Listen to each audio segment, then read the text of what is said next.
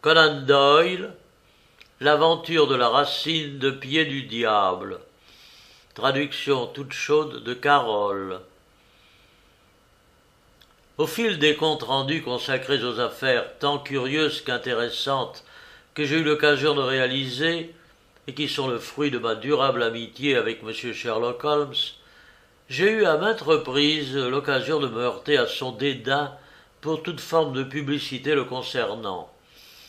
En adéquation avec son naturel sombre et cynique, toute forme de compliment était pour lui à proscrire, et il n'exultait jamais tant que lorsqu'à l'issue d'une enquête menée avec brio, l'admiration du public se tournait vers l'humble fonctionnaire qui n'avait le plus souvent pris que la plus petite part au dénouement de l'affaire.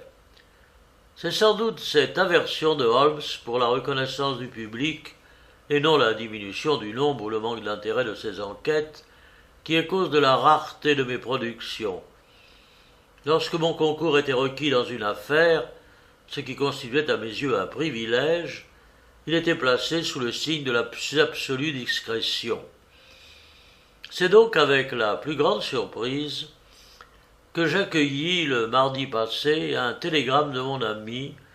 Celui-ci ne prenait jamais la peine de rédiger une lettre quand un simple télégramme pouvait suffire, qui consistait en ces termes: « Pourquoi ne pas raconter la tragédie des Cornouailles, plus étrange affaire que j'ai traitée ?»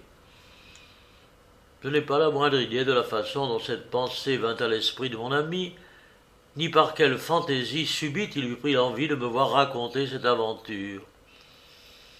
Toujours est-il que je me hâtais, avant qu'une injonction contraire ne me parvienne par le télégramme suivant, de me mettre au travail. Nous étions au printemps de l'année 1897, et la santé d'ordinaire des plus robustes de Holmes commençait quelque peu à s'altérer sous le poids d'un constant surcroît de travail. Au mois de mars de la même année, le docteur Moore Haggard, qui exerçait habituellement ses fonctions à Harley Street, et dont j'aurai peut-être l'occasion un jour de narrer les circonstances dramatiques de sa première rencontre avec mon ami, ordonna le repos le plus absolu du célèbre détective et sa mise à l'écart de toute enquête pendant un temps indéterminé, sous peine de le voir tomber gravement malade.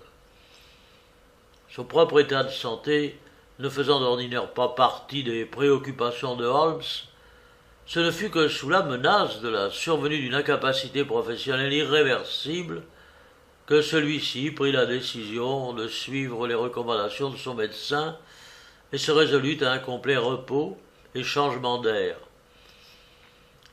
Ce fut donc au début du printemps de cette même année que nous demeurâmes ensemble pour quelque temps dans un petit hôtel situé non loin de la baie de Polhu, à la pointe de la péninsule du comté de Cornouailles. C'était un endroit singulier, dont le caractère lugubre seyait parfaitement à l'humeur morose de mon patient et ami. Des fenêtres de notre petit cottage aux murs blancs, plantés sur une petite colline herbeuse, nous dominions le sinistre demi-cercle formé par la baie de Mons, dangereux cimetière marin avec ses côtes hérissées de falaises noires et ses récifs balayés par les vagues contre lesquelles tant de voiliers s'étaient brisés. Sous une légère brise du nord, il semblait cependant placide et accueillant, un refuge pour les embarcations ayant échappé de justesse au revers d'une tempête. Mais s'ensuivait alors en son sein le jetissement soudain du vent, les rafales menaçantes soufflant du sud-ouest, les ancres flottantes, la côte sous le vent, et enfin l'ultime bataille contre les vagues déferlantes. Les marins avisés se tenaient à l'écart de cet endroit maudit. En regardant vers la terre, le paysage était tout aussi sinistre. C'était une région bombée de landes sombres et éparses, hérissées çà et là de quelques clochers ancestraux qui indiquaient la présence de villages d'un autre temps. De toutes parts, au-delà de ces collines, on apercevait les traces d'une civilisation disparue qui avait laissé ses empreintes sous la forme d'édifices pierreux et étranges, de tertres inégaux faisant office de sépultures de fortune, ou encore de curieux terrassements qui semblaient appartenir à la préhistoire. L'endroit, avec son atmosphère sinistre, peuplé de ces existences oubliées, était ensorcelant et impénétrable. Il seyait à l'imagination vagabonde de mon ami, qui s'adonnait à de longues marches solitaires, autour desquelles il tentait de percer le secret de ces collines, aussi bien que celui de l'ancien dialecte cornouaillais, qui avait arrêté son attention, et qu'il tenait pour ressemblant aux Chaldéens, héritage du commerce de marchands phéniciens. Il venait de recevoir un corpus d'ouvrages traitant de philologie, et avait pour projet imminent de s'adonner à la rédaction de sa théorie, quand, soudain, à sa plus grande joie, autant qu'à ma plus vive consternation, nous nous retrouvâmes, bien qu'au fin fond de cette terre de perdition, mêlés à la plus étrange et mystérieuse affaire à laquelle nous avions jamais été confrontés auparavant. Notre retraite, si tranquille et paisible, fut subitement interrompue, et nous fûmes précipités tout droit au cœur d'événements qui suscitèrent les plus grandes consternations et frayeurs, non seulement dans toutes les Cornouailles, mais également dans tout l'ouest de l'Angleterre. Nombre de mes lecteurs se souviendront de ce que la presse londonienne, alors incomplètement informée des détails de l'affaire, avait surnommé la tragédie des Cornouailles, et dont, 30 ans plus tard aujourd'hui, en voici les éclaircissements. J'ai fait mention plus haut de quelques clochers épars se hérissant au milieu du paysage et marquant la présence de quelques villages dans cette partie des Cornouailles. Le plus proche de ces hameaux était celui de Tredannick Wolds, qui s'enroulait autour d'un clocher rond, ancien et moussu, autour duquel se groupaient frileusement les cottages de quelques 200 habitants. Le vicaire de la paroisse, M. Roundhay, se passionnait pour l'archéologie à ses heures, et Holmes avait en ces matières et en ces dernières circonstances fait sa connaissance. M. Roundhay était un homme d'une cinquantaine d'années, bedonnant et affable, au caractère empreint de tradition. Nous nous étions, sur son invitation, rendus un jour à sa cure pour y prendre le thé, et nous y avions rencontré M. Mortimer Tregensen, un gentleman qui contribuait à l'augmentation des ressources cléricales en louant l'un des appartements du presbytère. Le vicaire, célibataire, s'était trouvé ravi d'un tel arrangement, en dépit du fait qu'il n'avait que peu d'affinité avec son locataire, un grand et maigre homme à lunettes et qui se tenait voûté comme s'il souffrait d'une infirmité physique. En outre, le vicaire, au cours de cette visite, m'avait semblé plutôt volubile, tandis que M. Mortimer Tregennis tenait à l'écart, le visage morne, le regard fuyant, absorbé par ses propres pensées. Ce furent ces deux individus qui firent soudainement irruption dans notre petit salon au cours de la matinée de ce mardi 16 mars, alors que Holmes et moi venions de terminer notre petit déjeuner et que nous fumions ensemble peu avant de sortir pour notre promenade quotidienne. « Monsieur Holmes, dit le vicaire d'un ton des plus agités, une chose des plus extraordinaires et des plus tragiques s'est produite au cours de la nuit passée. Une chose inouïe. Oh, nous ne pouvons que remercier le ciel que vous séjourniez parmi nous actuellement, car vous êtes bien le seul homme de toute l'Angleterre dont nous ayons présentement le plus grand besoin. » Je rivais sur le vicaire intrusif un regard des plus hostiles. Mais Sherlock Holmes avait déjà ôté sa pipe de ses lèvres et était à l'affût. D'un geste de la main, il invita nos deux visiteurs à prendre place sur le sofa. Bien que M. Mortimer Tregennis semblât moins agité que son compagnon, la crispation de ses mains et son regard sombre témoignaient de son émotion. « Souhaitez-vous que je prenne la parole ou souhaitez-vous poursuivre ?» demanda M. Mortimer Tregennis au vicaire. « Eh bien, étant donné que c'est vous-même qui avez assisté aux événements, notre vicaire n'en ayant été informé que par vos soins, Je vous propose de nous soumettre les faits en vos propres termes, dit Holmes. Je comparais la tenue négligée du vicaire, témoin qu'il s'était vêtu la hâte à celle soignée de son locataire, et m'amusais de la stupéfaction qu'avait sur leurs deux visages produit la déduction de mon ami. Mais peut-être ferais-je bien d'introduire l'événement en quelques mots, dit le vicaire. Vous jugerez ensuite de l'opportunité de nous entendre raconter les faits par M. Tregennis ou de celle de vous rendre immédiatement sur les lieux de cette étrange affaire. Notre ami, ici présent, a passé la soirée hier en compagnie de ses deux frères, Owen et George, et de sa sœur Brenda en leur demeure de Tredennick-Wartha, qui se trouve non loin de la vieille croix de pierre sur la colline avoisinante. Il les a laissés peu après 10 heures, jouant encore aux cartes autour de la table du salon, d'excellente humeur et dans d'excellentes dispositions. Marcheur matinal, M. Mortimer Tregennis a dirigé ses pas tôt ce matin avant le petit déjeuner dans la direction de la demeure familiale et a rencontré, en arrivant à la barrière, la voiture du docteur Richards, qui lui a indiqué avoir reçu un message urgent le commandant de se rendre immédiatement à Tredennick-Wartha. M. Tregennis l'accompagna naturellement. À leur arrivée, ils se trouvèrent confrontés à une scène des plus extraordinaires. Les deux frères et la sœur de M. Tregennis étaient encore attablés aux places exactes auxquelles il les avait laissés en les quittant hier au soir, les cartes devant eux et les chandelles entièrement consumées.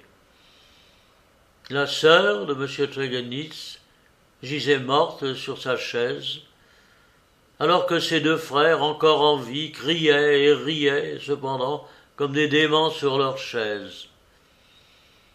Tous trois, elle morte, eux vivants, portaient sur le visage les traces de la plus profonde frayeur, celles d'une terreur convulsive terrible à voir. Rien dans la maison n'indiquait la présence de qui que ce fût d'autre, hormis celle de Mrs. Porter, une vieille servante, qui déclara qu'elle était montée se coucher tôt ce soir-là et qu'elle n'avait entendu aucun bruit inhabituel au cours de la nuit. Aucun objet n'a été ni volé ni déplacé, et il n'y a pour l'heure aucune explication à l'événement tragique qui soit à l'origine de la mort et de la démence des frères et de la sœur de M. Tregennis. Tels sont les faits, M. Holmes, et s'il est en votre pouvoir de nous aider à les éclaircir, croyez bien que nous vous en serons éternellement reconnaissants. J'avais espéré à tort que je pourrais contraindre mon ami au repos absolu qui avait été le but premier de notre voyage. Mais un regard à l'expression de concentration de son visage et à ses sourcils froncés m'apprit qu'il n'en serait rien. Il resta assis quelque temps en silence, absorbé par l'étrange description de l'affaire qui venait de lui être livrée. « Je vais essayer de vous aider à y voir plus clair, dit-il enfin. À première vue, cela me semble un cas d'une nature très exceptionnelle. Vous êtes-vous rendu vous-même sur les lieux, M. Roundhay? Non, M. Holmes. Lorsque M. Tregennis est revenu de Tredennick-Wartha au presbytère, je lui ai tout de suite recommandé de venir vous trouver, et nous nous sommes rendus sans tarder chez vous. À quelle distance de nous se trouve Tredennick-Wartha? À environ 1,5 kilomètre à l'intérieur des terres. Nous devrions nous y rendre de ce pas, mais je dois au préalable adresser quelques questions à M. Mortimer Tregennis. Celui-ci était resté silencieux durant tout le temps de cet échange, mais j'avais pu observer que son trouble, bien que parfaitement maîtrisé, était plus intense que l'agitation exubérante que manifestait le vicaire. Il était resté immobile, pâle et les traits tirés, une expression d'anxiété sur le visage, les yeux fixés sur Holmes et tordant convulsivement ses mains. Ses lèvres pâles avaient tremblé lorsqu'il avait écouté le récit de la tragédie dont avait été victime sa propre famille, et ses yeux sombres semblaient avoir reflété quelque chose de l'horreur de la scène. « Demandez-moi ce que vous voulez, monsieur Holmes, fit-il avec force. Évoquer cet événement est pour moi une épreuve terrible, mais je vous dirai ce que vous souhaitez savoir. Racontez-moi la soirée d'hier. Eh bien, monsieur Holmes, j'ai dîné là-bas, comme vous l'a rapporté monsieur Roundhay. Puis mon frère aîné, George, a proposé une partie de whist. Nous nous sommes attablés, tous quatre, aux environs de 9 heures, et il était 10h15 lorsque je me suis levé pour prendre congé. Je les ai quittés autour de la table, jouant toujours aussi en train qu'ils pouvaient l'être. Et qui vous a accompagné? Mr. Porter était allé se coucher, je suis donc sorti seul. J'ai refermé la porte du hall derrière moi. La fenêtre de la pièce dans laquelle il se trouvait était fermée, mais les volets n'étaient pas clos. Aucune modification de cette configuration à notre arrivée ce matin n'était intervenue, et il n'y avait pas davantage la moindre raison de suspecter qu'un étranger s'était introduit dans la maison après mon départ. Ils étaient tous quatre assis là, Owen et George rendus fous de terreur, et Brenda gisant morte, la tête penchée au-dessus de la coudoir de son fauteuil. Oh, je ne pourrai jamais chasser cette scène de mon esprit tant que je vivrai. Mais les faits tels que vous les décrivez sont certainement des plus étranges, dit Holmes. J'en déduis que vous n'avez aucune idée sur la façon dont ils pouvaient être expliqués. C'est l'œuvre du diable, monsieur Holmes, du diable, s'écria Mortimer Trelawney. Cela appartient au surnaturel. Quelque chose est entré dans cette pièce qui a chassé la raison de leurs esprits et a soufflé la mort dans un autre. Quelle explication rationnelle peut-il y avoir à cela? Je crains fort, dit Holmes, que si l'explication appartienne au surnaturel, elle ne m'appartienne pas. Mais nous devons au préalable examiner et confondre toutes les hypothèses qui relèvent de la logique avant d'en conclure à cette extrémité. En ce qui vous concerne, monsieur Trelawney, je suppose que vous vous trouviez en quelque sorte dans une situation conflictuelle avec votre famille, puisque vous ne résidiez pas avec vos frères et sœurs. Effectivement, monsieur Holmes, bien que celle-ci ait été depuis longtemps résorbée, nous sommes une famille de mineurs cornouaillais de Redruth, exploitant des gisements d'étain, mais nous avons cédé notre activité à titre onéreux à une société, et nous nous sommes retirés avec suffisamment de ressources pour en vivre jusqu'à notre mort.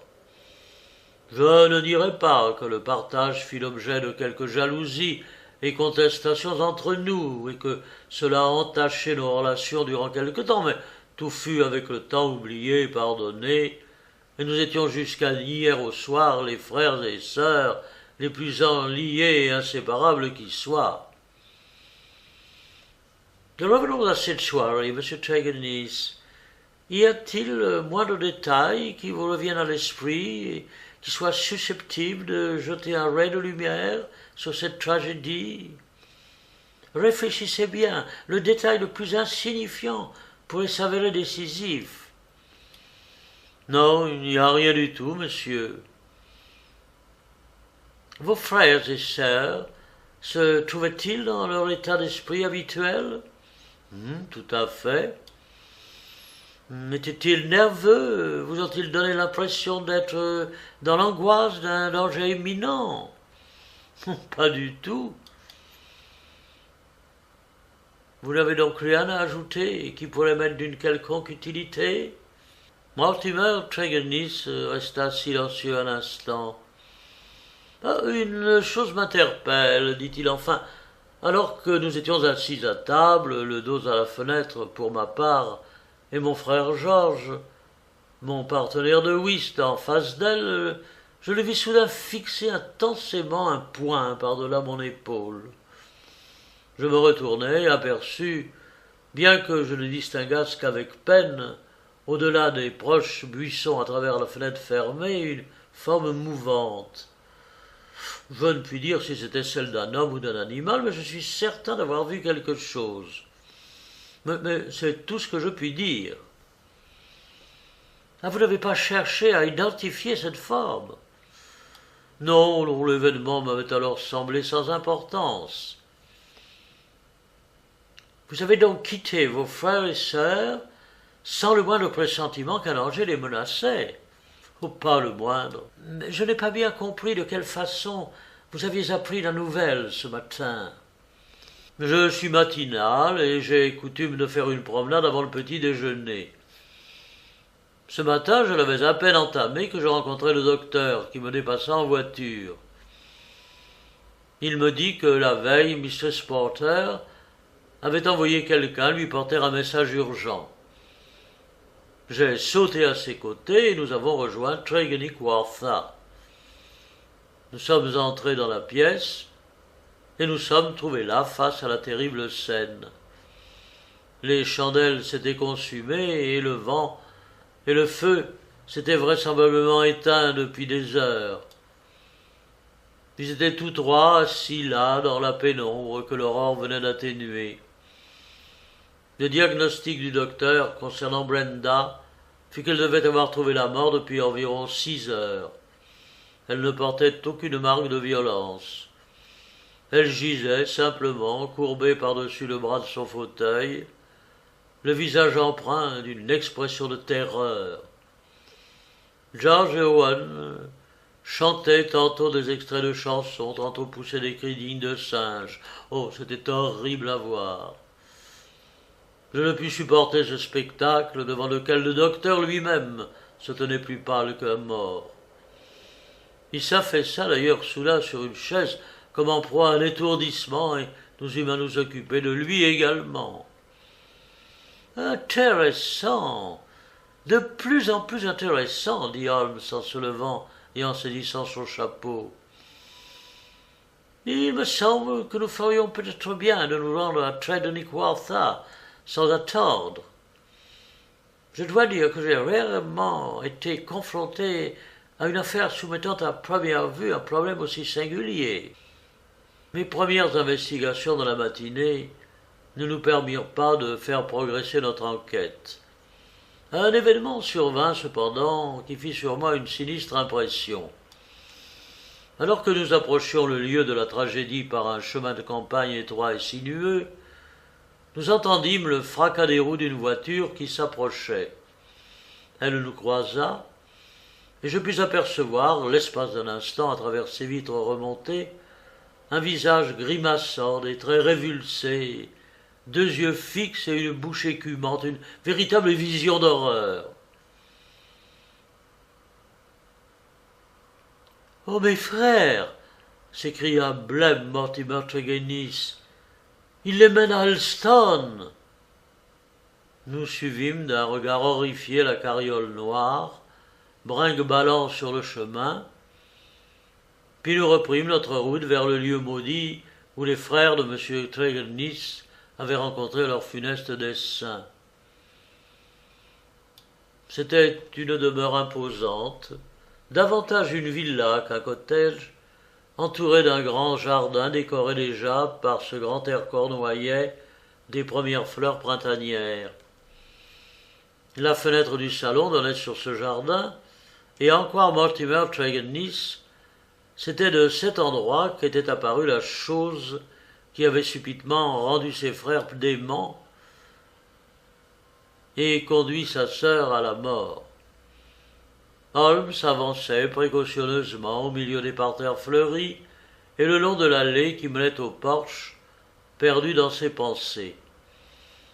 Il était si absorbé, je m'en souviens, qu'il buta par mégarde contre l'arrosoir du jardin qu'il renversa et dont l'eau inonda ses chaussures.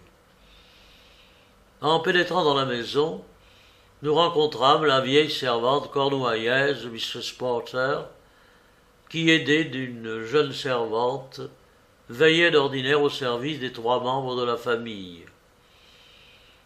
Elle répondit volontiers aux questions que l'homme lui adressa. Elle n'avait rien entendu d'anormal la nuit dernière. Ses maîtres s'étaient trouvés dans les meilleures dispositions la veille au soir. Elle les avait d'ailleurs rarement vus aussi en train. Elle avait défailli d'horreur au matin en entrant dans le salon lorsqu'elle avait aperçu cette compagnie mortuaire groupée encore autour de la table. En reprenant ses esprits, elle s'était précipitée à la fenêtre pour faire entrer l'air frais du matin et s'était précipitée au dehors pour appeler au secours. Elle avait envoyé un garçon de ferme chercher d'urgence le docteur. La jeune sœur Trégueny s'était étendue dans son lit à l'étage, si nous désirions la voir. Le secours de 4 hommes avait été nécessaire pour réussir à faire monter les frères dans la carriole qui devait les conduire à l'asile. Elle ne resterait pour sa part pas dans cette maison un jour de plus et partirait dès cet après-midi rejoindre sa famille à Saint-Yves. Nous gravîmes l'escalier pour nous rendre auprès du corps de Miss Brenda Trégueny. Elle devait avoir été jolie, à la considérer ainsi atteignant à sa 40e année. Les contours de son visage étaient réguliers, sa peau mate.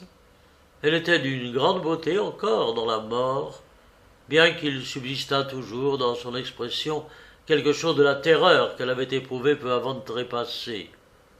Nous passâmes de sa chambre dans le salon dans lequel s'était produit l'étrange tragédie.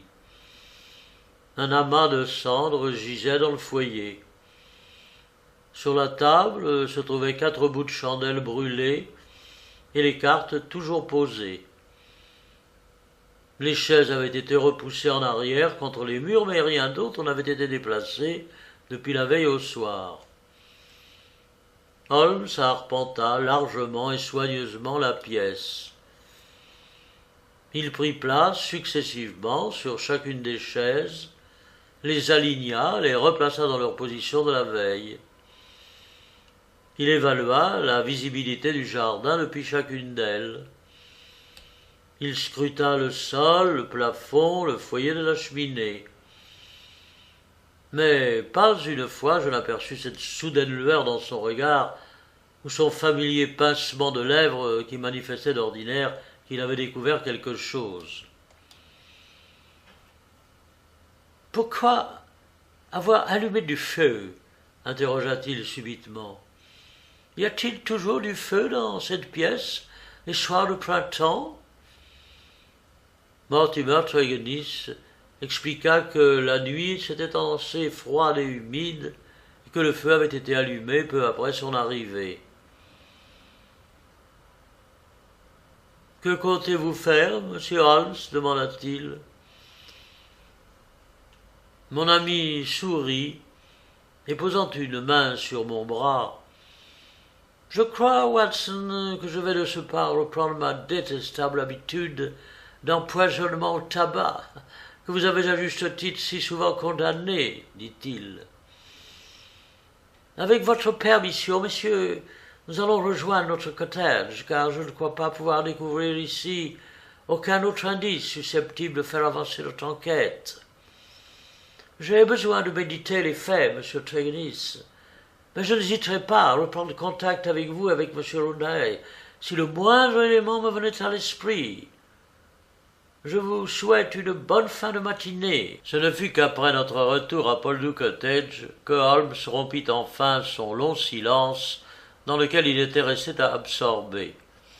Il se leva dans son fauteuil, fumant, son visage hagard et ascétique disparaissant sous d'épaisses volutes de fumée bleue, ses sourcils noirs froncés, son front contracté, le regard lointain et songeur.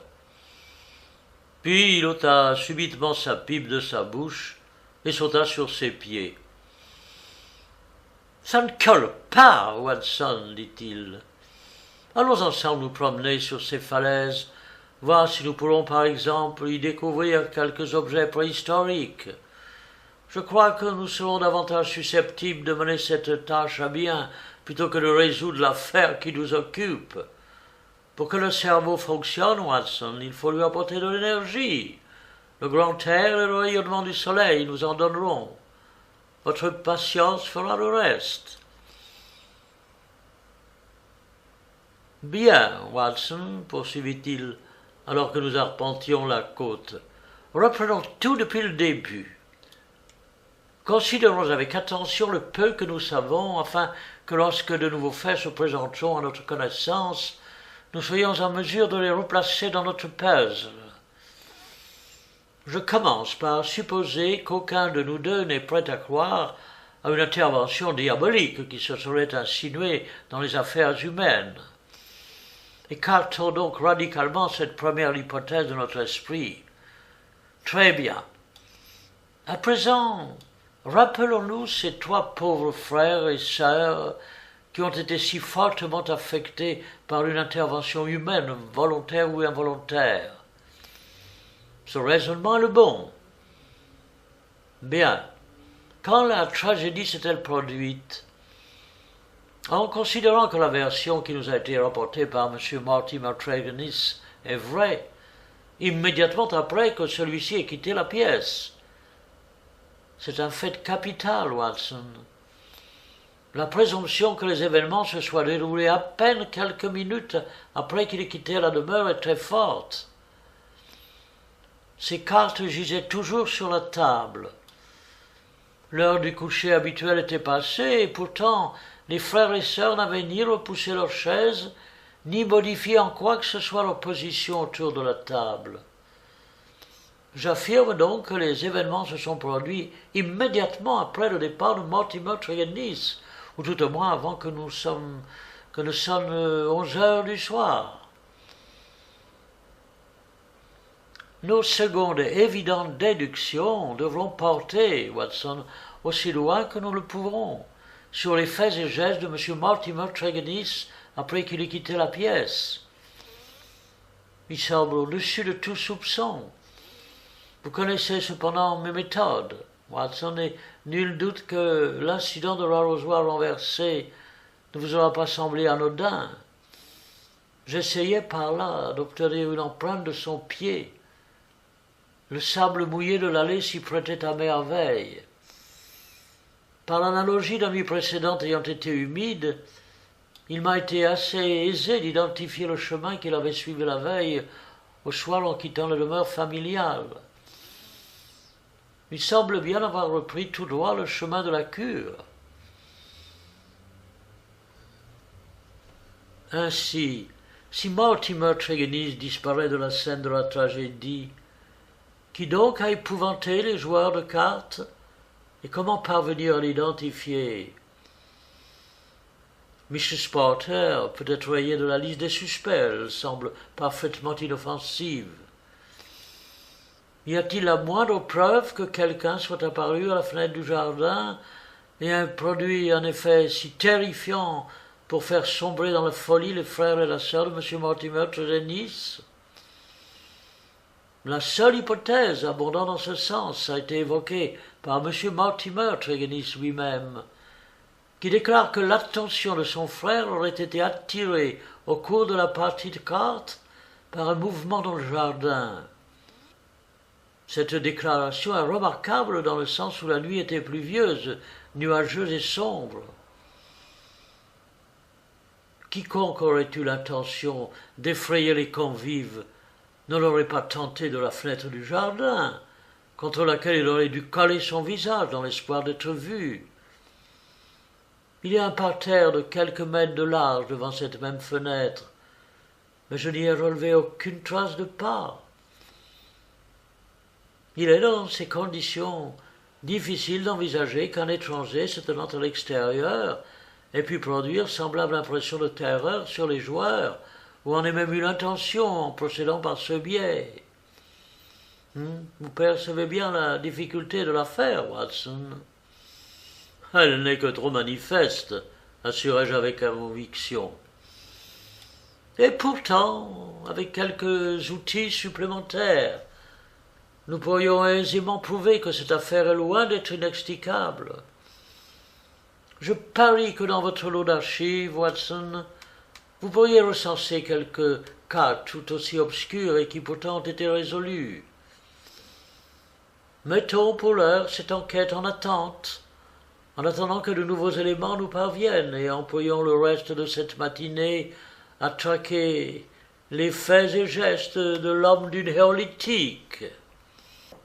J'ai peut-être eu déjà l'occasion d'évoquer le pouvoir d'abstraction mentale que possédait mon ami. Jamais je n'en avais constaté meilleure illustration qu'au cours de cette matinée dans les Cornouailles, qu'il termina en discourant 2 longues heures sur les Celtes, les outils en silex, les bris de poterie, comme si la sinistre tragédie n'occupait plus le moins du monde désormais son esprit. Ce ne fut que lorsque nous en retournâmes à notre cottage que nous reçûmes le visiteur qui nous y attendait et qui rappela à notre esprit l'affaire qui avait été portée à notre connaissance au cours de la matinée.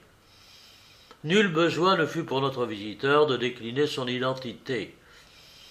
Sa corpulence, sa stature imposante, son visage buriné, son regard farouche et son nez aquilin, ses cheveux grisonnants qui touchaient presque au plafond de notre salon, sa barbe dorée et blanche au contour des lèvres, excepté à la place habituelle de l'éternel cigare, là où il avait laissé une trace de nicotine.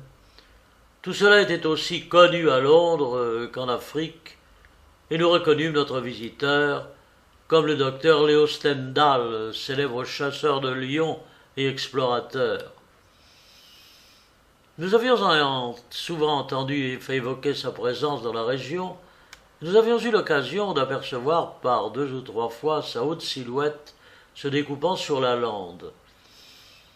Il n'avait pas manifesté le désir de se présenter à nous, toutefois, et nous ne lui en avions aucunement tenu rigueur, le sachant d'un tempérament solitaire, aimant à passer le temps, séparant 2 de ses voyages, seul, dans sa modeste demeure de Beauchamp-Harriens, isolée dans les bois.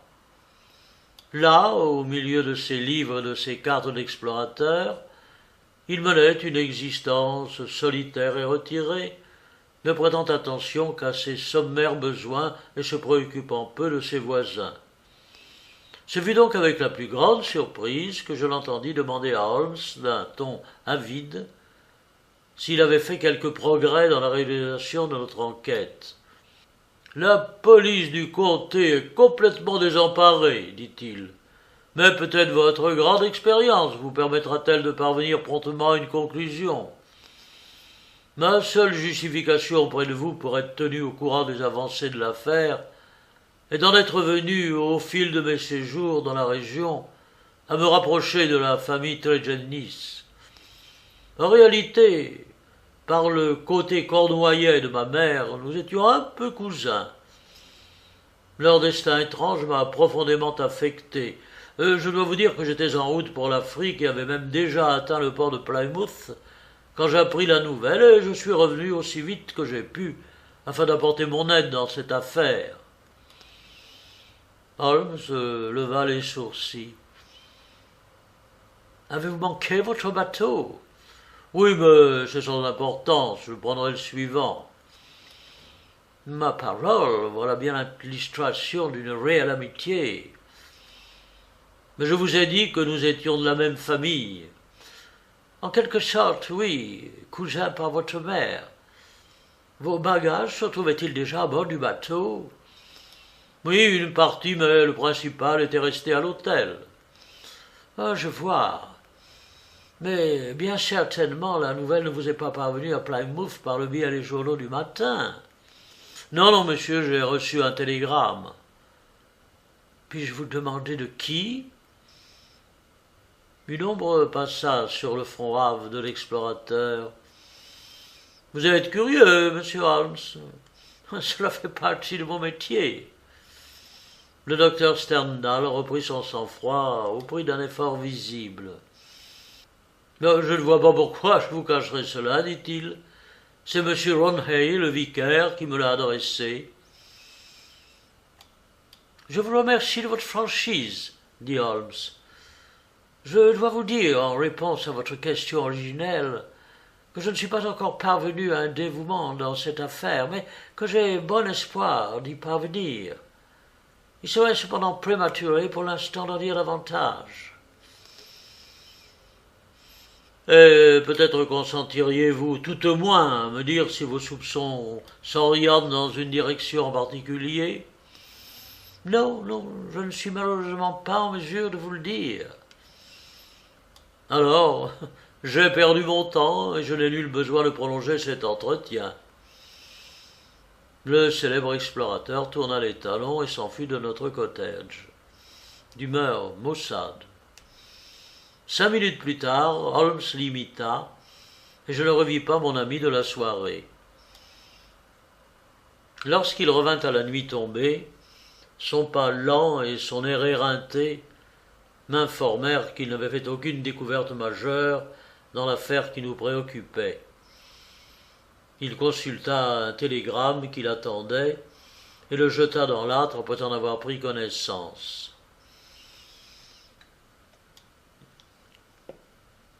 De Plymouth Hotel, du port de Plymouth, Watson, me dit-il. Le vicaire m'ayant communiqué le nom de l'établissement, j'ai télégraphié pour m'assurer que le docteur Lord Stendhal y avait bien passé la nuit. Effectivement, et il semble également qu'il avait donné l'ordre d'acheminer une partie de ses bagages pour l'Afrique peu avant qu'il ne rebrousse chemin pour assister ici à l'enquête. Mais qu'en dites-vous, Watson? Que son intérêt est des plus profonds. Des plus profonds, en effet, oui. Il y a là une piste que nous n'avons pas encore explorée et qui pourrait s'avérer utile de suivre. Courage, Watson. Ne nous déclarons pas encore vaincus. Et quand cela devra être, les difficultés s'écarteront d'elles-mêmes de notre chemin. Chapitre 2. Je me doutais peu de la rapidité avec laquelle les dernières paroles de Holmes devaient se révéler démontrées, et encore moins du caractère étrange et sinistre des nouveaux éclaircissements qui devaient être portés à notre connaissance. Je me rasais à ma fenêtre au matin, lorsque j'entendis le bruit subit de sabots. J'aperçus une charrette roulant à bride abattu en direction de notre cottage. Je me précipitai à temps à la porte pour en voir descendre le vicaire. Il se précipita dans l'allée de notre jardin, et Holmes, qui était déjà habillé, et moi-même nous précipitâmes à sa rencontre. Notre visiteur était si agité qu'il parvenait à peine à articuler une parole. Au milieu de ses halètements, il parvint cependant à nous faire entendre ceci. « Nous sommes en proie au malin, monsieur Holmes. Ma pauvre paroisse est sous l'emprise du diable lui-même. Satan en personne nous tient à sa merci. » Il ne cessait de gesticuler. L'excitation de notre vicaire était telle qu'elle aurait pu, sans son teint blême et ses yeux hagards, nous apparaître cocasse. Il poursuivit dans ces termes. « M. Mortimer Tregennis a trouvé la mort cette nuit même, dans des circonstances similaires à celles qui ont frappé hier le reste de sa famille. » Holmes sauta sur ses pieds en un instant. « Y a-t-il assez de place pour nous trois dans votre carriole, M. Roundhay? »« Oui, il me semble. »« Dans ce cas, Watson, nous nous passons le petit déjeuner. Monsieur Roundhay, nous sommes à votre entière disposition. Dépêchons-nous, dépêchons-nous, avant que quelque chose se soit dérangé là-bas. » Le locataire occupait à la cure un petit appartement de 2 pièces, formant un angle et situé sur 2 niveaux différents. Au premier niveau se trouvait un vaste salon, au second une petite chambre. Les pièces donnaient sur un terrain de croquet gazonné. Nous fûmes sur place avant l'arrivée de la police, de telle sorte que nous pûmes nous livrer à un examen attentif des lieux avant que quoi que ce soit n'eût été déplacé. Laissez-moi vous décrire la scène qui nous apparut en ce brumeux matin de mars et dont l'impression sinistre ne se fera sans doute jamais de mon esprit. L'atmosphère de la pièce était confinée et sentait incroyablement le renfermer. La domestique qui avait pénétré la première dans la pièce avait cependant déjà ouvert la fenêtre, sans quoi l'atmosphère eût été parfaitement irrespirable. Cette odeur intolérable était peut-être due à une lampe qui brûlait et fumait encore, bien en évidence au milieu de la table. Le cadavre gisait sur une chaise à côté d'elle, sa barbe mince inclinée sur sa poitrine, les lunettes remontées sur le front, sa figure mate émaciée tournée en direction de la fenêtre, et portant la même expression d'épouvante sur le visage que nous avions déjà aperçu sur celui de ses frères et de sa défunte sœur. Ses membres étaient raidis et ses doigts crispés, comme s'il avait succombé sous l'effroi d'une terreur intense. À en juger par les draps défaits, il avait dormi dans son lit et la tragédie devait s'être produite au matin. Quiconque aurait remarqué la coloration subite du visage d'ordinaire flegmatique de Holmes aurait pressenti la formidable émotion qu'il avait ressentie en entrant dans la pièce où gisait le cadavre. Il fut cependant aussitôt en alerte, et il commença prestement ses investigations, les yeux brillants, les traits crispés, sous l'effet d'une concentration intense. Il alla et vint sur la pelouse, par la fenêtre autour de la pièce, dans la chambre, à l'affût de tout élément d'investigation nouveau. Il parcourut rapidement la chambre, puis s'en fut tout droit à la fenêtre qu'il ouvrit, ce qui parut lui prodiguer un certain motif de contentement, car il émit soudain, successivement, plusieurs petites exclamations d'intérêt. Puis il se rua dans l'escalier, à travers la fenêtre du salon, se coucha le nez dans l'herbe, sauta sur ses pieds et repassa par la fenêtre dans le salon dans un élan d'énergie formidable. Il examina avec le plus grand soin la lampe, qui semblait être tout à fait ordinaire, et prit quelques notes. Il inspecta à la loupe le talc qui recouvrait la tôle de protection de la lampe, et y préleva quelques cendres qui avaient adhéré à une surface lisse. Il déposa celle-ci dans une enveloppe qu'il plaça entre les pages de son calepin de notes. Enfin, alors qu'un médecin accompagné d'un inspecteur de police faisait leur entrée dans la pièce, il fit un signe au vicaire et nous en fûmes tous trois par la pelouse. « Je suis heureux de vous révéler que mes investigations ne se sont pas avérées vaines, annonça-t-il. Je me trouve dans l'impossibilité immédiate de rester pour confier mes conclusions à la police, mais je vous saurais gré, monsieur Roundhay, si vous pouviez en mon nom adresser à l'inspecteur présent sur les lieux mes compliments et appeler particulièrement son attention sur la fenêtre de la chambre ainsi que sur la lampe du salon. Chacun de ces deux emplacements est parfaitement évocateur, mais pris ensemble, ils sont tout à fait concluants. Si la police désire de plus amples informations, elle me trouvera à mon cottage. À présent, Watson, je crois que nous pourrions être amplement plus utiles ailleurs. Que la police ait répugné à faire appel au service de ce qu'elle croyait être un amateur étranger, ou qu'elle fût persuadée de trouver elle-même sur une bonne piste, toujours est-il que nous n'entendîmes pas parler d'elle au cours des 2 jours qui suivirent cette nouvelle macabre découverte. Holmes employa ce temps à fumer et à rêvasser au cottage, ainsi qu'à faire de longues promenades en solitaire, dont il revenait sans cesse jamais mention des endroits dans lesquels il s'était rendu. Le but de ces promenades successives me fut révélé au 3e jour par un objet qu'il avait acquis récemment, une lampe, réplique exacte de celle qui s'était trouvée sur la table du salon, devant laquelle M. Mortimer Trelawney avait été trouvé la mort 3 matinées auparavant. Holmes entreprit de la remplir avec la même huile que l'on utilisait à la cure, et chronométra soigneusement le temps qui était nécessaire à la lampe pour la brûler tout entière. Il se livra en outre à une autre expérience à laquelle je fus convié et que je ne suis pas prêt d'oublier. Vous remarquerez, Watson, me dit-il dans le courant de l'après-midi, que les témoignages qui nous ont été rapportés dans les deux tragédies font mention d'une forte odeur présente dans les pièces, remarquée par les premières personnes qui sont entrées après que les drames se soient produits. Vous vous rappellerez que Mortimer Trelawney, en décrivant l'entrée du médecin dans le salon de Tredennick-Wartha, exposa que celui-ci défaillit sur une chaise et qu'il fallut le ranimer. Ah, vous avez oublié, moi je m'en souviens très bien, car c'est exactement comme cela que les faits se sont produits.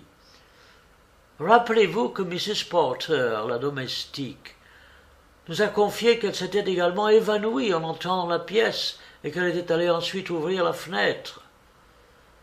Dans la seconde tragédie, la mort de M. Mortimer Trelawney lui-même, vous ne pouvez pas ne pas vous souvenir de l'horrible odeur qui régnait dans le salon lorsque nous entrâmes, bien que la domestique qui nous ait précédés ait ouvert la fenêtre.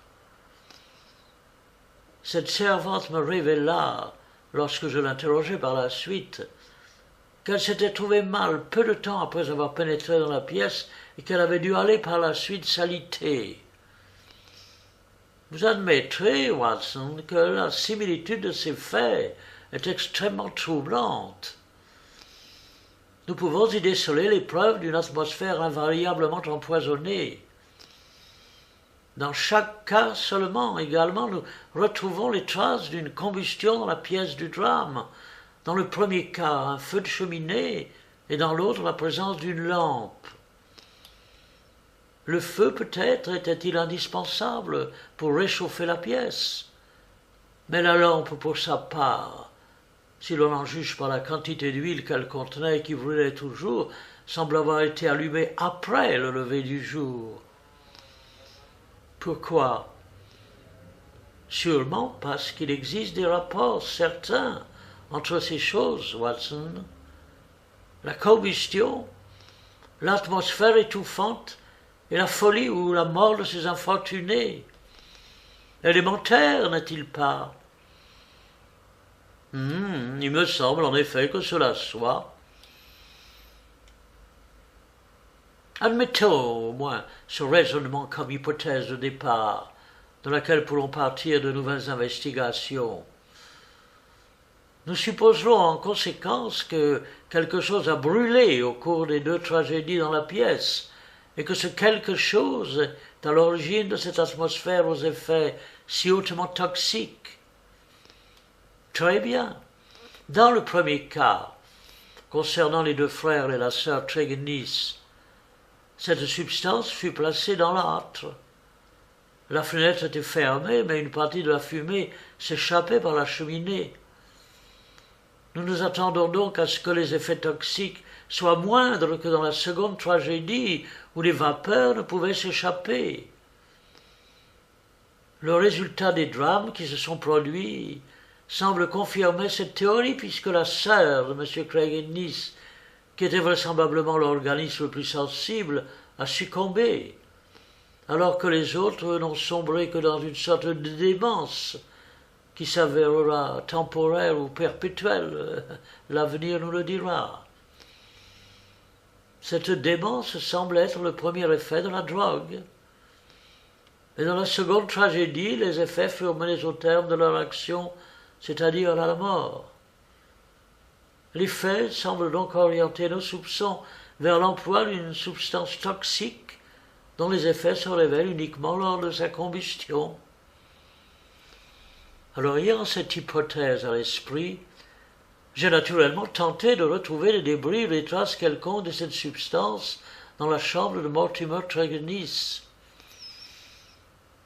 Les endroits les plus susceptibles d'en contenir étaient la tôle de protection et le verre de la lampe. J'ai aperçu en effet, outre des cendres feuilletées, une certaine poudre brune les entourant, qui n'avait pas encore été consumée. J'ai prélevé quelques maigres échantillons de cette poudre, comme vous avez pu le constater alors que nous étions sur place, et je les ai déposés dans une enveloppe. Mais pourquoi n'avoir prélevé que de maigres échantillons, Holmes? Je n'ai pas pour habitude de me mettre en travers de la police, Watson. Je laisse en évidence les preuves que je trouve. Il reste suffisamment de cette substance toxique sur les parois de la lampe pour que l'inspecteur chargé de l'enquête puisse la trouver. À présent, Watson, nous allons allumer notre lampe. Par précaution, nous laisserons cependant la fenêtre ouverte afin d'éviter le décès prématuré et accidentel de deux respectables citoyens.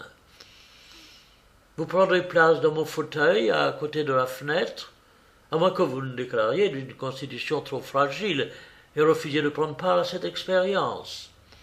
Oh, vous voulez participer?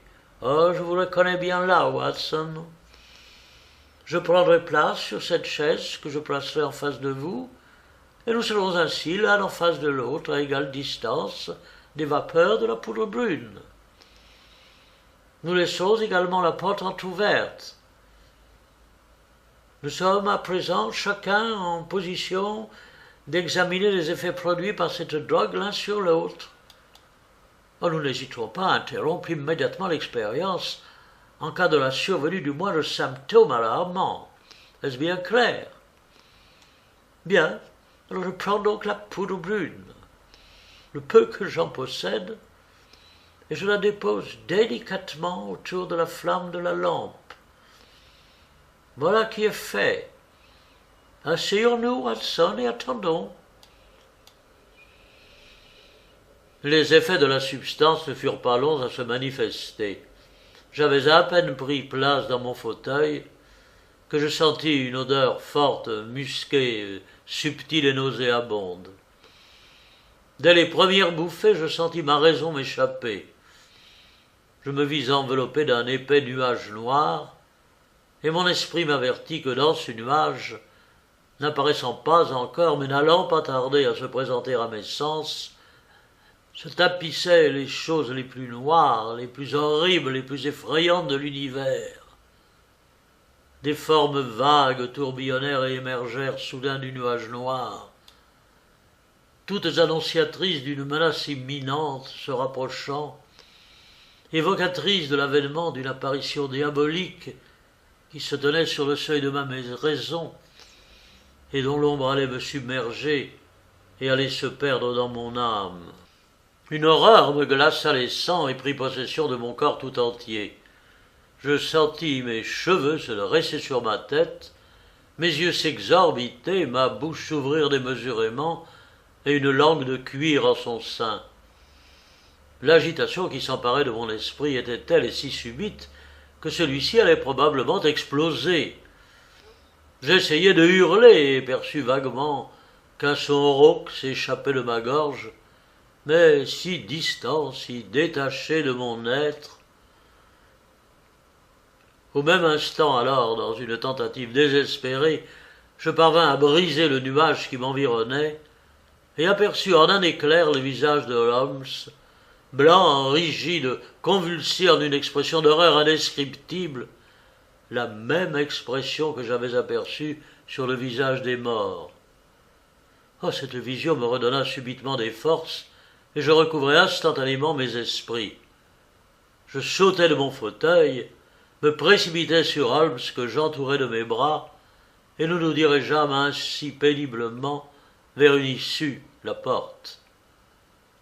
Un instant plus tard, nous étions étendus côte à côte sur la pelouse, nous laissant inonder d'un soleil que nous avions cru ne plus jamais revoir, percer cet affreux tunnel noir dans lequel nous nous étions trouvés quelques instants auparavant, et qui s'évanouissait peu à peu pour nous laisser apaisés et en pleine possession de nos sens.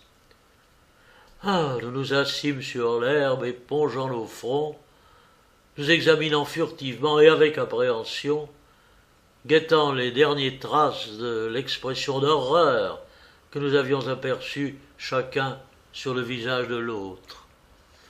« Ma parole, Watson, dit enfin Holmes d'une voix malaisée.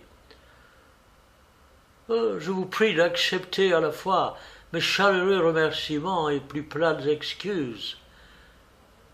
C'était une expérience tout à fait inconsciente à réaliser sur soi-même, doublement sur un ami.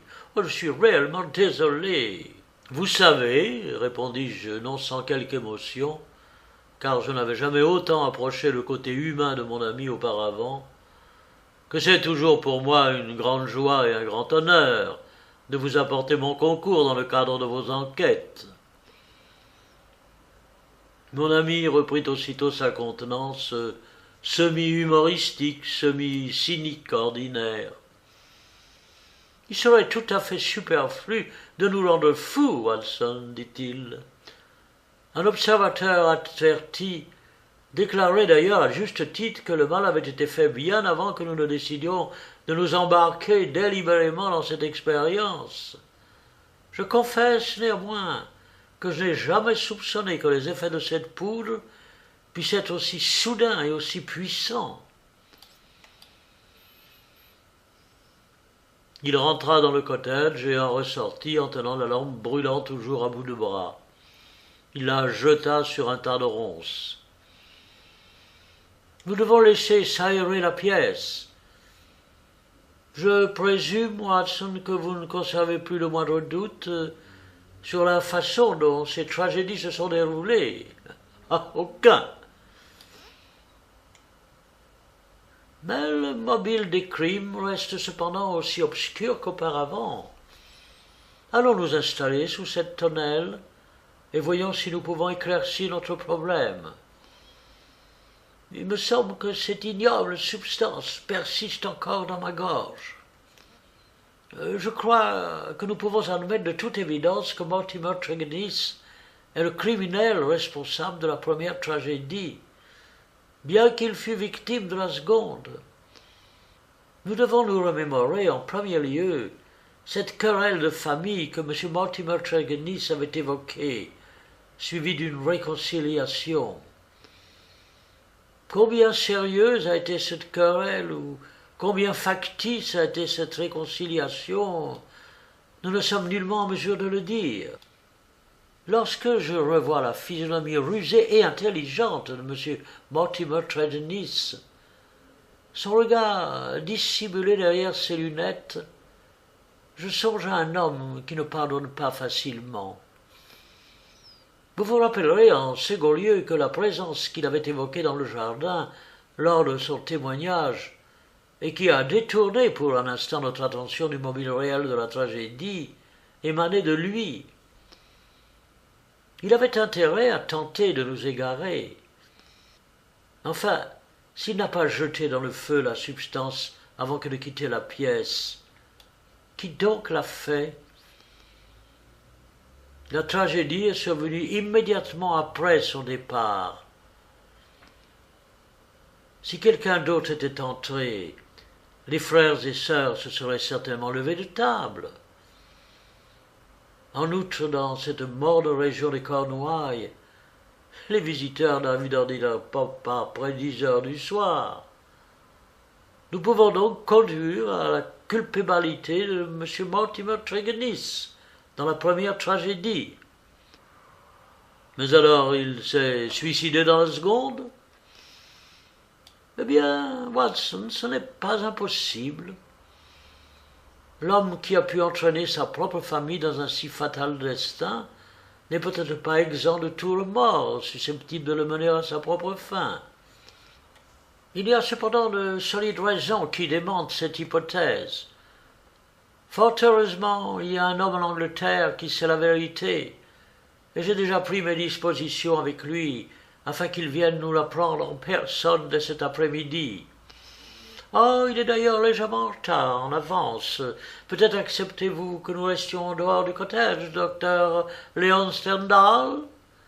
Nous avons mené tantôt une certaine expérience chimique à l'intérieur qui a laissé notre salon dans un état qui ne nous permet pas d'y recevoir désormais d'une manière décente nos distingués visiteurs. J'avais entendu grincer la porte du jardin. L'imposante silhouette de l'explorateur africain apparut sur le seuil. Il se dirigea, surpris, vers la petite tonnelle où nous étions assis. « Vous souhaitez me voir, monsieur Holmes ?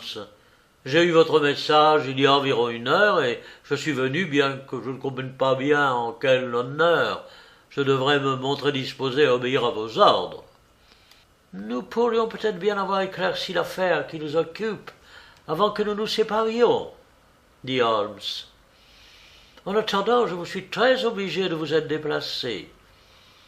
Vous excuserez cette réception quelque peu informelle au grand air, mais mon ami Watson et moi-même sommes parvenus à de nouvelles conclusions dans cette affaire et nous préférerions vous les exposer à l'air libre.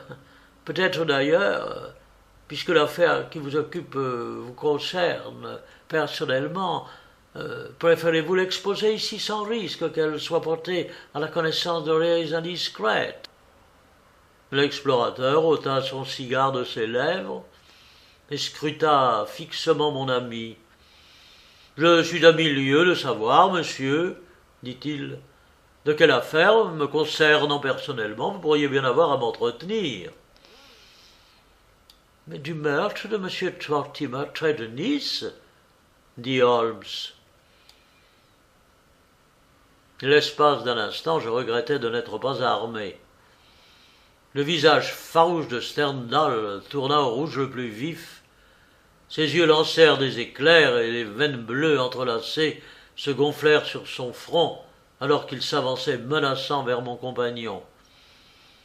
Mais il s'arrêta de lui-même dans un suprême effort pour retrouver son calme qui était peut-être plus dangereusement évocateur que sa soudaine explosion de colère.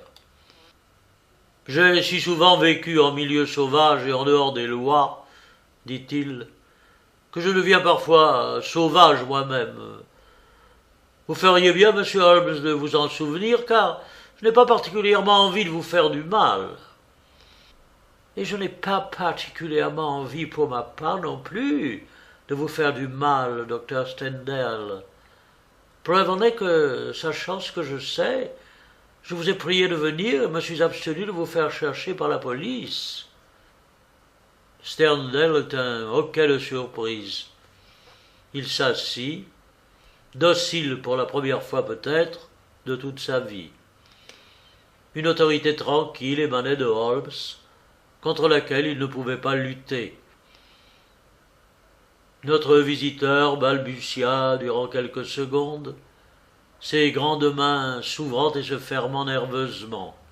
« Que voulez-vous dire » demanda-t-il enfin. « Si vous bluffez, monsieur Holmes, sachez que vous avez un adversaire de taille en face de vous. Cessons de tourner autour du pot, voulez-vous ? Qu'attendez-vous de moi ?»« Oh, je vais vous le dire très exactement, dit Holmes. Et la raison de ma franchise est que j'en attends une similaire de votre part au retour. La nature de ma prochaine décision dépendra entièrement de la nature de votre propre défense. » « Ma propre défense ? » ?»« Tout à fait, monsieur. »« Mais ma propre défense contre quoi ? » ?»« Contre l'accusation du meurtre de M. Mortimer Tregennis. » Stendhal s'épogea le front à l'aide de son mouchoir. « Ma parole, vous insistez en plus. Est-ce que toutes les résolutions de vos enquêtes tiennent invariablement à beaucoup de bluff ?»« Le bluff, dit Holmes calmement, est pour l'instant de votre côté, docteur Stendhal, non du mien. Pour preuve, je vais porter à votre connaissance quelques-uns des faits sur lesquels se basent mes conclusions. Concernant votre retour précipité de Plymouth et l'expédition d'une partie de vos bagages pour l'Afrique, je n'ajouterai rien, excepté le fait que cela m'informa immédiatement que je devais tenir compte de ces pièces lors de la reconstitution de mon puzzle. Mais je suis revenu. J'ai entendu vos raisons, et je les tiens pour non convaincantes et inappropriées. Mais passons. Lorsque vous êtes venu ici la première fois, vous m'avez demandé qui je suspectais. J'ai refusé de vous répondre. Et vous vous êtes alors rendu à la cure, assez impatient à l'extérieur, quelque temps, puis vous êtes rentré chez vous. Comment savez-vous cela? Je vous ai suivi. Je n'ai vu personne. C'est exactement ce à quoi vous êtes en droit de vous attendre lorsque vous vous trouvez suivi par moi. Vous avez passé une nuit blanche, durant laquelle vous avez échafaudé quelques plans que vous prévoyez de mettre à exécution au matin. Vous avez quitté votre cottage alors que le jour commençait à poindre, après avoir au préalable rempli votre poche du gravier qui recouvre le sol de votre allée derrière votre portail. Stendhal eut un sursaut et regarda Holmes avec une intense surprise. Vous avez alors parcouru rapidement la distance qui vous séparait de la cure. Je dois remarquer que vous portiez au pied la même paire de tennis que vous portez actuellement. Arrivé à la cure, vous avez traversé la haie, le verger, et vous êtes parvenu sous les fenêtres de Mortimer Tregennis. Il faisait alors jour, mais le locataire de la cure n'était pas encore levé. Vous avez saisi une poignée du gravier qui se trouvait dans votre poche, et vous l'avez jeté contre la fenêtre au-dessus de vous. Stendhal sauta sur ses pieds. « Mais vous êtes le diable en personne !» s'exclama-t-il. Holmes sourit à ce compliment. Il vous a fallu lancer 2, peut-être 3 poignées de ce gravier avant que le locataire n'apparaisse à la fenêtre. Vous lui avez fait signe de descendre. Il s'est habillé précipitamment et est descendu au salon. Vous êtes entré par la fenêtre qu'il vous avait ouverte, et s'en suivit une conversation courte, autour de laquelle vous avez apporté la pièce. Puis vous êtes ressorti en refermant la fenêtre, et vous avez patienté sur la pelouse en fumant votre cigare, observant ce qui allait arriver. Après la mort de Mortimer Tregennis, vous êtes reparti par le même chemin qui vous avait amené. À présent, docteur Stendhal, comment justifiez-vous vos agissements criminels et quels en sont les mobiles? Si vous tentez de me déguiser la vérité, je vous donne ma parole d'honneur que je me débarrasserai immédiatement de cette affaire pour la confier irrévocablement à qui de droit. Le teint du visage de notre visiteur tourna au gris pendant qu'il écoutait les dernières paroles de Holmes. Il resta assis, perdu dans ses pensées pendant quelques instants, la face cachée dans ses mains. Puis, soudain, dans un geste d'une formidable impulsion, il saisit une photographie de la poche intérieure de sa veste qu'il brandit et jeta sur la rustique table de bois qui se trouvait devant nous. « Voilà la raison pour laquelle j'ai fait ce que j'ai fait, » dit-il. La photographie représentait le buste et le visage d'une très belle femme. Holmes se pencha au-dessus d'elle. « Brenda Tregennis, dit-il. « Oui, Brenda Tregennis, répéta notre visiteur. Je l'ai aimée durant des années. Elle m'aima également durant des années. Voilà le secret de ma réclusion solitaire dans les Cornouailles, dont les gens s'étonnaient. Elle profitait pour moi à la proximité de l'unique chose à laquelle je tenais sur terre. Je ne pouvais épouser Brenda, ayant déjà une épouse, qui m'a quitté depuis des années, mais dont je ne peux, à cause de ces maudites lois anglaises, parvenir à divorcer. Brenda m'attendit pendant des années. Durant des années, je l'attendis, et tout cela pour ça. » Et un effroyable sanglot secoua sa colossale silhouette. Il s'éclaircit la gorge sous sa barbe blanche et or. Il se maîtrisa et fit un effort pour reprendre. Le vicaire savait. Il était dans la confidence. il vous dirait qu'elle était un ange sur terre. C'est la raison pour laquelle il m'a télégraphié immédiatement, la raison pour laquelle je suis revenu. Que m'importait qu'une partie de mes bagages soit en route pour l'Afrique, quand j'apprenais une telle tragédie et la mort de la femme que j'aimais. Vous avez à présent, monsieur Holmes, en votre possession, toutes les pièces manquantes à votre puzzle. Poursuivez, dit mon ami. Le docteur Sternal sortit de sa poche une pochette en papier qu'il déposa sur la table. Une inscription indiquait « Radix pedis diaboli » à côté d'un symbole rouge figurant poison. Il la poussa dans ma direction. « J'ai cru comprendre que vous étiez médecin, monsieur. Avez-vous jamais entendu parler de cette préparation ?»« De la racine de pied du diable? Non, je n'en ai jamais entendu parler. » Cette ignorance est sans rapport avec vos qualités professionnelles, dit-il, car je crois savoir qu'à l'exception d'un échantillon que j'ai vu dans un laboratoire à Bouddha, cette substance est totalement méconnue en Europe. Elle ne figure pas encore en bonne place en pharmacopée ni dans la littérature de la toxicologie. La racine de pied du diable ressemble par sa forme à un pied mi-humain, mi-caprin, d'où son nom qui lui fut donné par un botaniste missionnaire. Elle est utilisée en tant que poison par certains sorciers dans les régions de l'Ouest africain, et ils ne s'en transmettent le secret de l'utilisation que sous le sceau du secret. J'en obtins un échantillon tout à fait par hasard, alors je me trouvais dans la région d'Ubangui. Il ouvrit le sachet et en extrait une pointée d'une poudre d'un brun rougeâtre nauséabonde. « Ensuite, monsieur ?» demanda Holmes sévèrement. « Bon, je m'apprête à tout vous révéler, monsieur Holmes, car vous en savez déjà tant que j'entrevois clairement qu'il est dans mon intérêt que vous sachiez tout. J'ai déjà évoqué la relation qui me liait à la famille Tregennis, et plus particulièrement à Brenda. Pour l'amour de la sœur, j'étais cordial vis-à-vis des frères.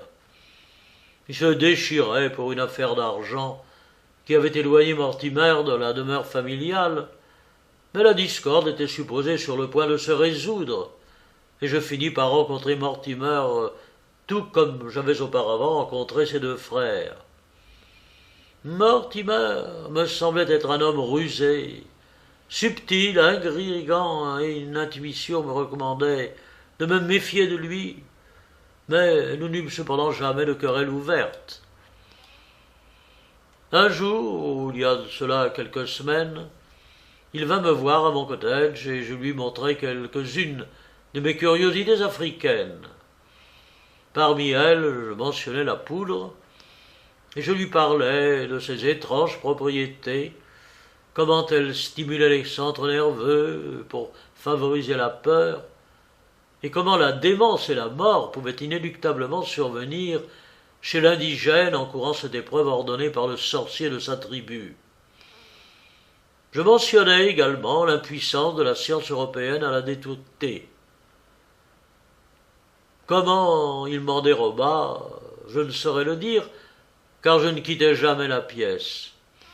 Je suppose que cela se produisit alors que j'avais le dos tourné et étais occupé à ouvrir des meubles ou des boîtes. Je ne me rappelle aujourd'hui que trop bien combien il me pressa de questions quant à la survenue des premiers effets, mais je n'avais alors pas la moindre raison de soupçonner qu'il projetait d'en faire usage personnellement. Je ne songeais plus à notre conversation jusqu'à ce que le télégramme du vicaire me parvienne à Plymouth. Mortimer avait dû supposer que j'aurais pris la mer avant que la nouvelle ne me parvienne, et que je demeurerais par la suite des années perdu au beau milieu de l'Afrique. Mais la nouvelle me parvint à temps. Bien entendu, je ne pus prendre connaissance de la tragédie sans immédiatement songer aux effets de ma racine du pied du diable. Je suis venu vous trouver dans l'espoir qu'il y avait une autre explication, mais il ne pouvait y en avoir aucune autre. J'étais convaincu que Mortimer Tregennis était le meurtrier. Cela par appât du gain et peut-être aussi par l'idée que, si ses frères et sa sœur devenaient fous, il resterait le seul dépositaire de leurs biens.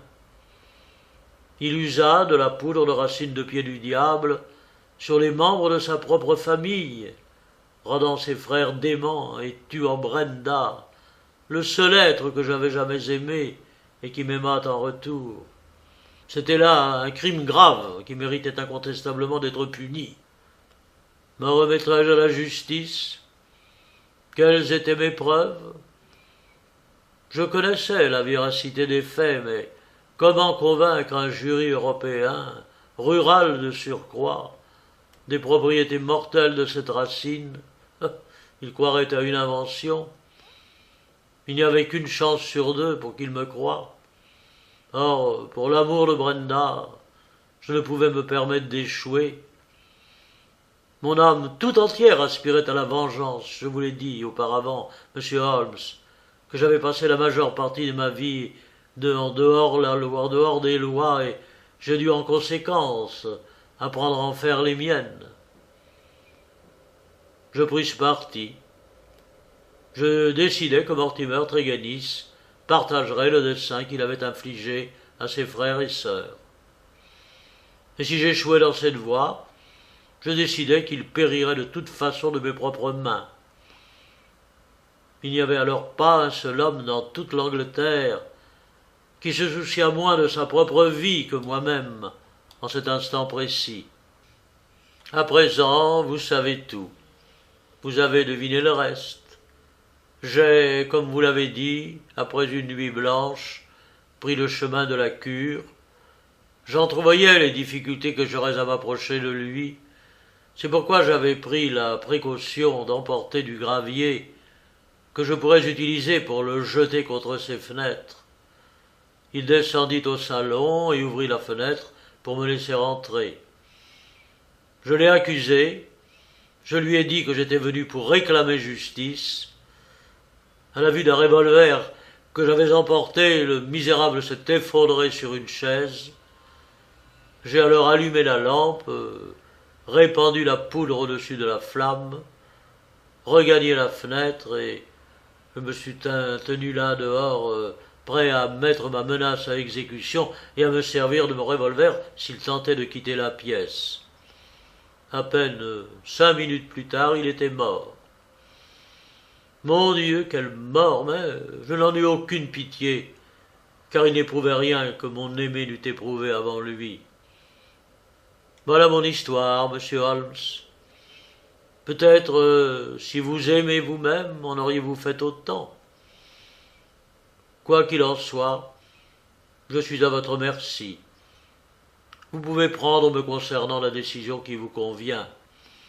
Comme je vous l'ai déjà dit, aucun homme ne tient désormais moins à la vie que moi.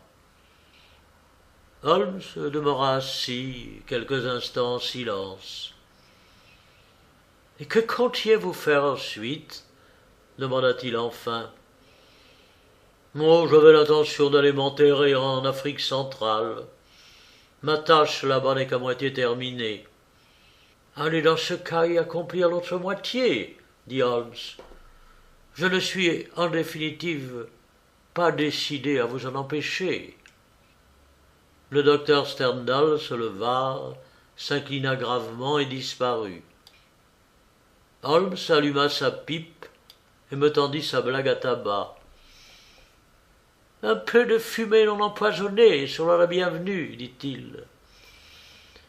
Vous êtes sans doute de mon avis, Watson. Ceci n'était pas une affaire dans la justice de laquelle nous devions interférer. Nous avions mené nos investigations de manière indépendante. Ainsi devait-il en être de nos conclusions. Auriez-vous livré l'homme à la police? Non, certainement, non, répondis-je. Je n'ai jamais aimé Watson, mais si cela s'était produit et que la femme que j'aimais avait connu un si funeste destin, je crois que j'aurais peut-être agi de la même façon que notre chasseur de lions l'a fait. Qui sait? Je n'offenserai bien sûr pas, Watson, votre intelligence, en vous expliquant certaines occurrences. Le gravier sur la bordure de la fenêtre de la chambre de M. Mortimer Trelawney a été le point de départ de mes investigations. Il n'était pas identique à celui qui recouvrait l'allée menant à la cure. Et ce n'est que lorsque mon attention a été attirée par le docteur Stendhal que j'en vins à remarquer que le gravier qui recouvrait les alentours de son cottage était de la même nature que celui que j'avais trouvé sur le rebord de la fenêtre de Mortimer Trelawney. La lampe allumée alors que le jour était déjà levé, et le souvenir que je conservais d'avoir décelé la présence d'une certaine poudre sur les rebords de cette lampe m'inscrivirent soudain comme des maillons manquants d'une chaîne qui s'était logiquement formée dans mon esprit. À présent, mon cher Watson, je propose que nous chassions de nouveau cette affaire de nos esprits pour mieux nous concentrer pleinement sur l'étude de ces racines chaldéennes qui s'inscrivent très nettement en tant qu'héritage cornouaillais de la grande langue celte.